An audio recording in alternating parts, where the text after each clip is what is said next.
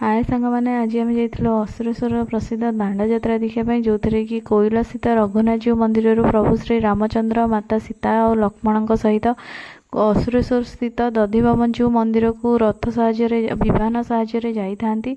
तो देखो आम आसी मंदिर में पहुँच जाइए। मंदिर में बहुत भिड़ अच्छी। ये आप देखिले जो मूर्तिटे से कालीसी से बेश होगी जाती। देखु प्रभु को मुझे नमस्कार करुली।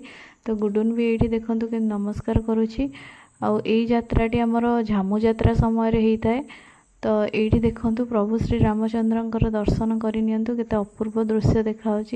ठाकुर ये विमान में जावाई बहुत सुंदर भाव में सजा होते। आपण मैंने आसिले ये दृश्य देखिले ही विश्वास करेंगे। बहुत सुंदर देखा। आम तो दर्शन करके आमको बहुत आत्मा शांति लगे। तो आम ये दीप जालु आसिकी देखो मुझे गुडुन देहर आलती टी लगे दूसरी। आम भोग करने पड़े जाइलु। ये हजबैंड भोग किणिकी नहीं भोग करके आसिले।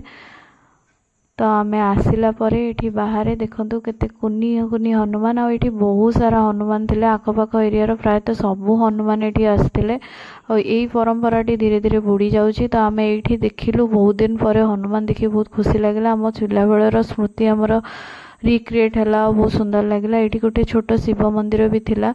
तो आम से भी दर्शन पाई जाइलु। आ ठाकुर पालिंकी भी आप मझे देखिले बहुत सुंदर भाव में सजा होता।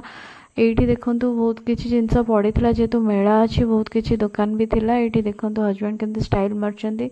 तो आम टिके किसी खाईदेलु चाट और डोसा अल्प किसी खाई तो बुलदेलु। तो मत ये किसी चूड़ी पसंद आसीगला। तो मुझे किसीटा चूड़ी किणी नहीं आसली घर पर दीदी हरिकाई। देखो ये गुडुन जाइए मैंने तो खेलना धरब। देखो से 3टा खेलना धरची कार जेहेतु तार 2 भाई घरे थे। आम आज घर को भी आसार था।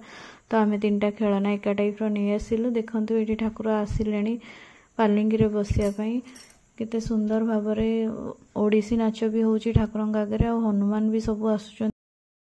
तो देखो सांग मैंने ये ठाकुर विमान पाखक आसुँच। विमान पाख आसा गोटे परिक्रमा करी ठाकुर विमान में विराजमान करेंगे। देखो ये परिक्रमाटी करुँच ठाकुर फाइनाली ये विराजमान कले। जेहेतु यहाँ दांड यात्रा और राति सारा चलो ऑलमोस्ट पूरा होल नाइट चलो। आम पाखे कुनी बेबीटे थिला। आम तो पलि आसिलु राति।